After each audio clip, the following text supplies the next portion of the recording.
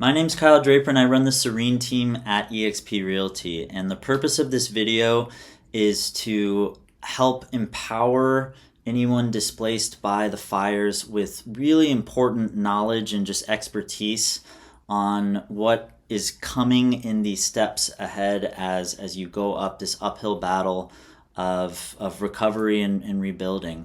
And our hearts go out to everybody impacted by this tragedy. This is the worst event I've ever seen. I'm a lifelong Angelino, and I feel like this is really just a way that we can help and educate, is to lend some of the expertise that we have by just being in the housing industry for as long as we've been. And you don't have to take notes on this. We've been working on a very comprehensive guide. I'm actually looking at it right now as I go through this, just as kind of an outline for this video. So don't worry about taking notes, and there's way more in the Google Doc that I'm going to be covering in this video. So I do want to hit some of the highlights though, and just give some tactical kind of next steps for moving forward. So firstly, you need to reach out to your insurance agent immediately if you have not done so already.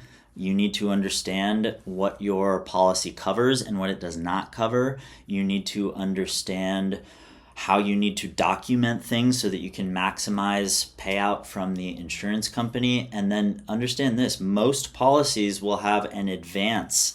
So you want to get that advance as soon as possible, because you're going to need money in the short term for, temporary housing and food and all that. And most policies do have an advance in there. And the doc has all sorts of other definitions and a lot more considerations when it comes to insurance. But yeah, just want to start there for the video. You can go way deeper in the Google Doc. Now, what if your home suffered damage or even total loss and you were uninsured, which unfortunately a lot of properties were uninsured that suffered damage from the fire?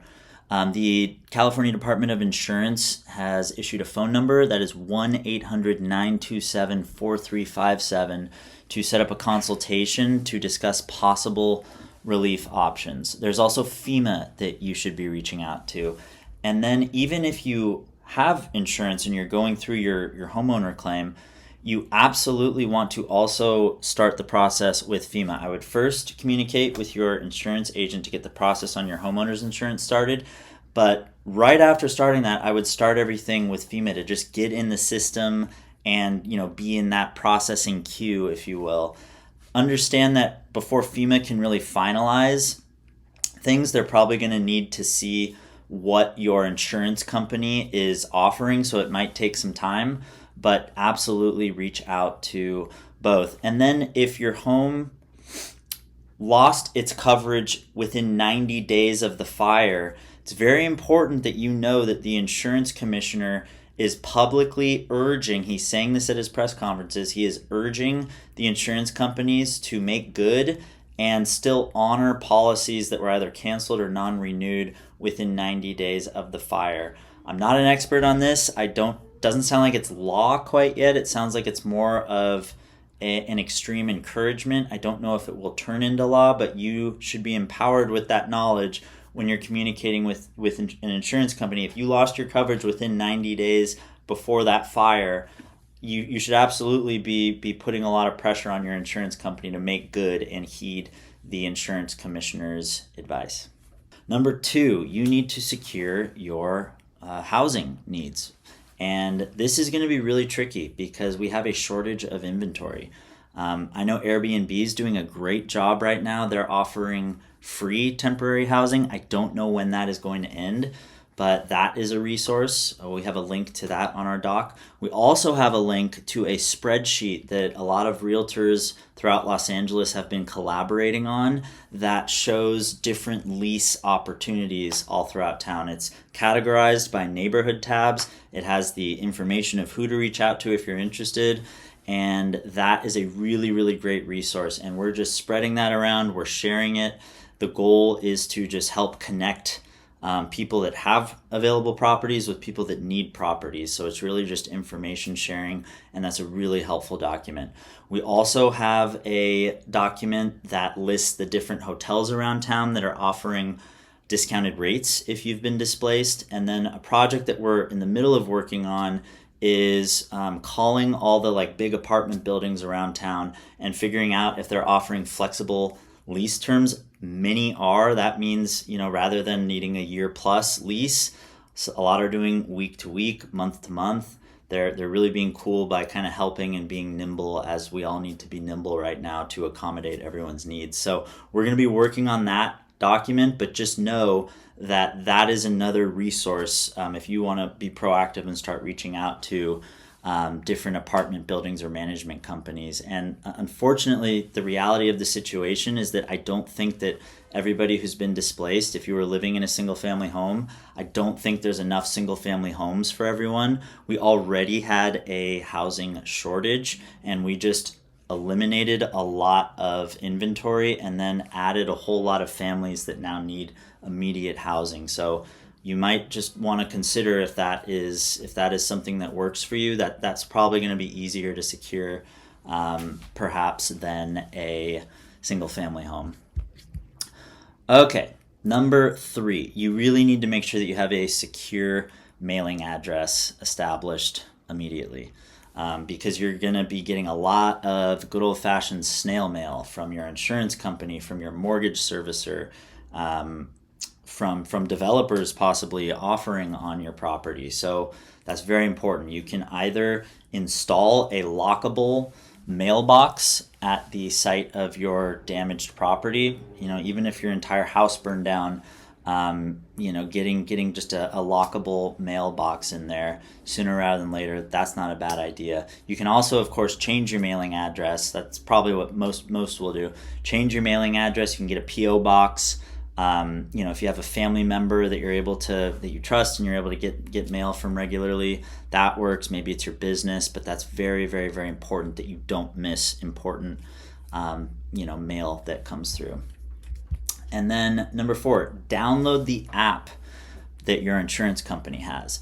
This is important for a few reasons. Number 1, it's a very streamlined way to communicate with your insurance company. It's also heavily documented in the app. And very important, very, very, very important, is to sign up for ACH or EFT payments as opposed to them mailing you a check. This is kind of obvious, but you do not want to have wasted time once the insurance company is greenlighting money your way. You want that money liquid, and ACH and ETF will do that. The check, it's going to take time in the mail. It could get lost in the mail.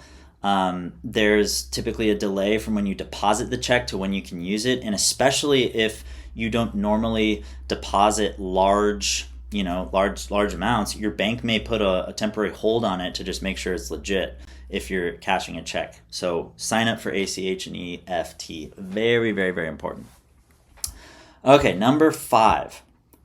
Understand that you really don't need to make your next mortgage payment until, you should do it before March 1st. But March 1st is where you start to get in a little bit of trouble if you have not yet made that payment. So that is actually a good thing because we have a lot of time until there. Hopefully you made your January 1st payment, and then this crisis happened not very long after that.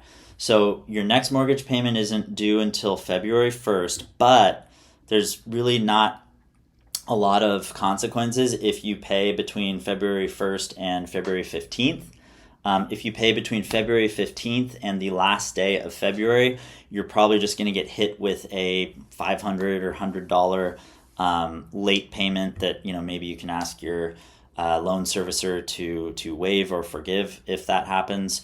But just know that you're really not reported as delinquent until you're 30 days late. So that isn't until March 1st. So hopefully that helps a little bit. And then absolutely you want to discuss with your loan servicer your forbearance options. If you guys remember, this was a term thrown around a lot during COVID.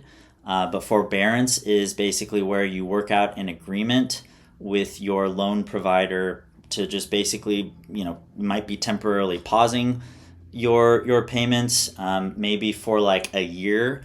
You don't have to make them, and then just a year gets added on to the end of your loan. There's so many different ways that it could go down, but just know that you absolutely want to start initiating those conversations, because if you can be deferring payments for stuff that's able to get deferred, we obviously want to be doing that. And just as a side note, if you purchased and you had a good relationship with your loan officer, or you refinanced, your loan officer is probably not the same person or company that is your loan servicer, so you can get their information by just looking at your most recent mortgage statement, because their contact information will be on there for sure. All right, in the spirit of deferring payments, you also are going to want to eventually reach out to the LA County Property Tax Assessor's Office, because you can discuss deferred or reduced property taxes. So that's another thing that should help as well. Your home needs to have over $10,000 worth of damage, and this claim must be reported to the tax assessor's office within 12 months, right? So you got a little bit of time on that, and that's another thing that should help keep some money in your pocket right now. And then number 7, document everything. Super important. You've probably heard this already. A lot of people are sharing this good advice on social media right now, but you need a detailed log of all interactions with your mortgage servicer, your insurance company, contractors that you're talking to. I would ask permission to record conversations. I would ask for name and title of who you're speaking with. It's really important that you do this, because for you to maximize the money coming back to you, this is obviously very important to do. And don't assume that just because you talk to Sally at the company that Sally is properly communicating with John. Like, you really want to make sure you're documenting everything very well on your own end of things. And then obviously talk about this more with your insurance agent, but you're going to want to put an inventory list together of all the personal property that you've lost. So you're going to want to go room by room and categorize everything.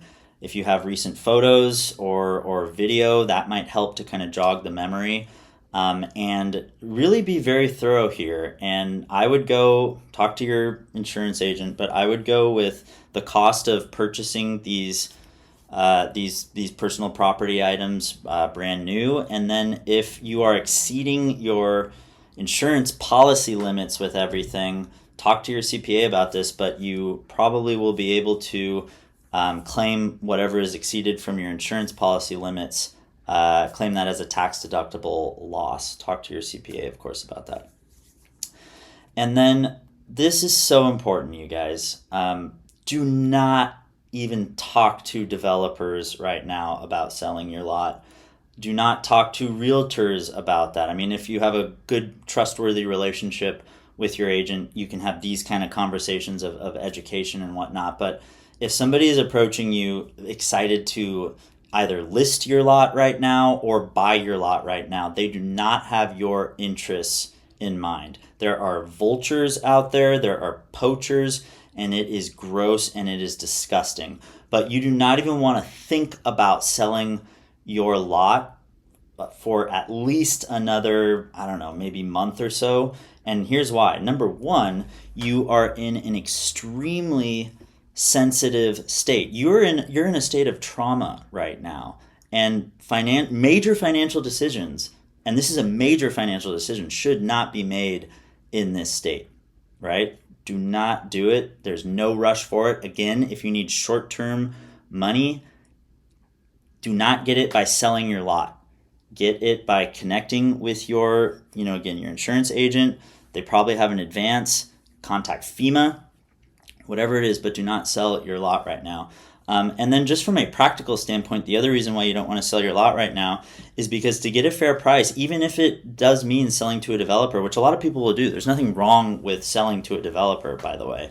It's just you don't want to be doing it right now, because these areas are off limits to the public. And to get a fair price for your lot, you need to be able to have exposure, right? People need to be able to walk it. If people can't walk it, they're going to be throwing lowball figures at you. And again, there's just no reason to do anything right now in terms of that. So just don't sign anything with realtors you don't know. Don't sign anything with developers.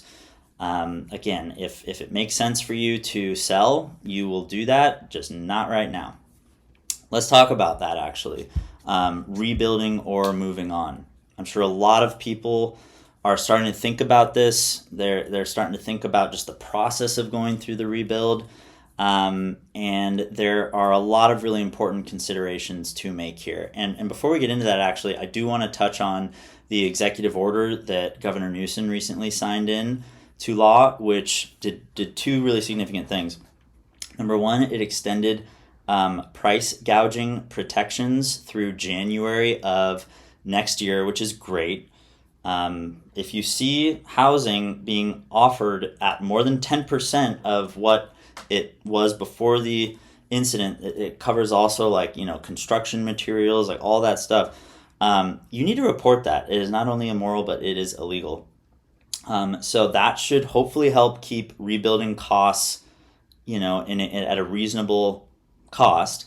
And what the order also has done is it eliminated a lot of the timelines and permitting restrictions and whatnot that really delay rebuilding. The purpose of this was to just enable people to build and do it as quickly as possible without all the slow delays of the normal building process. I don't know how quickly that means that your home will be able to be rebuilt, but I do know that it will be able to be rebuilt a lot quicker than if we were not in this kind of state of emergency with this executive order that the governor issued. So understanding that, let's get into just some of the considerations here with that decision of if you are going to stick out the rebuild to move back into your property, or if you are looking to just move on, basically, not go through the process of your short-term housing and waiting that out and everything. So number one, you need to know how much your land is worth. And I can just about promise you that the offers that you are getting from developers right now are a lot lower than what your land is actually worth. How do you figure out how much your land is worth? A real estate agent can help with that. You can also hire an appraiser to come up with that value as well. So very important that you assess that. Number two, how much do you owe on your mortgage? The less that you owe, the more kind of nimble you are in your ability to not stick out the rebuild. Okay, that's a really, really important piece of this, because for you to walk away from the property and not be in foreclosure, basically, you need to pay off your mortgage balance, right? So between the money that the developer is going to give you and then the dwelling coverage payout that your insurance company is going to give you, hopefully that's enough to satisfy what you still owe on your mortgage. And by the way, any spillover on that totally can be used towards a down payment on a new property if that's what you are looking to do. So you can kind of see there with that calculation here that, if you owe a whole bunch on the property, like let's say it's $1 million house and you put like $50,000 down and your loan amount is $950,000. In that example, it might be a bit trickier here for the money that you're going to get for your land and then your rebuild cost, because that's what dwelling coverage is. If your home is worth $1 million, the insurance company doesn't give you a check for $1 million because so much of the value of that property is in the land, right? They're going to give you a check for like the cost of rebuilding it. And there's a very good chance, let's say that let's say that you do have very little mortgage balance left over. There's a very good chance that walking away from the property would sacrifice some of your equity in it. That's very possible. Now, for a lot of people, you might be okay with that, and that's just a personal decision. Again, the purpose of this is just to educate and give you as much information as possible so that you can make the decision that is best for your family. Now, let's say that you do want to walk away from the property and the developer offer and the dwelling coverage payment, let's say that is under your mortgage owed. So in that instance, you could either just out of pocket pay that gap. Like if it's a small gap of, $50,000 and you have $50,000 to do, maybe, and you just want to move on, maybe that makes sense. You could also try to negotiate a short pay or short sale with the loan servicer. That's where they kind of accept and tolerate a little bit that they're not going to get paid in full on the mortgage. A last resort would be to just default, meaning not cover your mortgage and or do a short sale.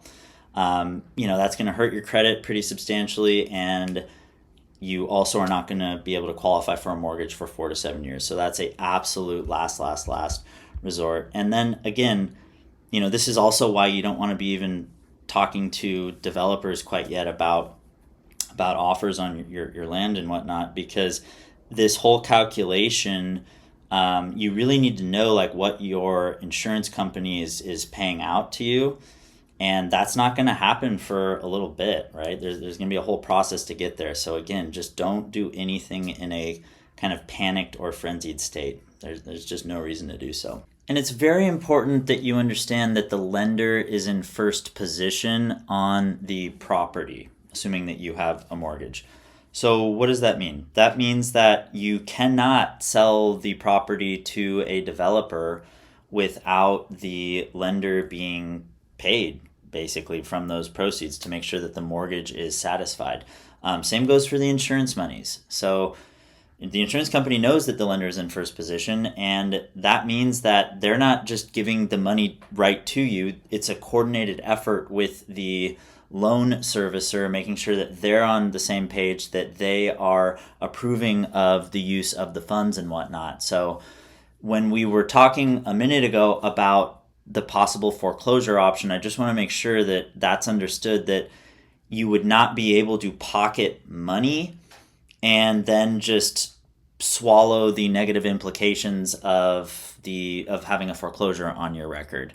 So again, going the foreclosure route is not attractive at all. It's not going to leave any money in your pocket, and it is only going to hurt your ability to have good credit and to get a mortgage within a 4 to 7 year time frame. So we want to avoid that. Okay, that is really what I've got for this video right now. Again, I want to encourage you to dive through the Google Doc because there's a lot more information in there. Talks about reaching out to the SBA if your business was impacted by the fires. There are free mental and emotional health opportunities that we have, multiple of those actually. There's donation centers, there's places for animals. We've got a lot of really good information in there. And again, we're going to keep it as updated as possible. And I just want to end this, again, I put some text in this video, but I am a realtor. I am not a CPA. I am not a lawyer. I am not a insurance agent, and I'm not a lender. So the purpose of this was to kind of put some just general guidance out from my expertise, being kind of adjacent to a lot of these fields and my understanding of things.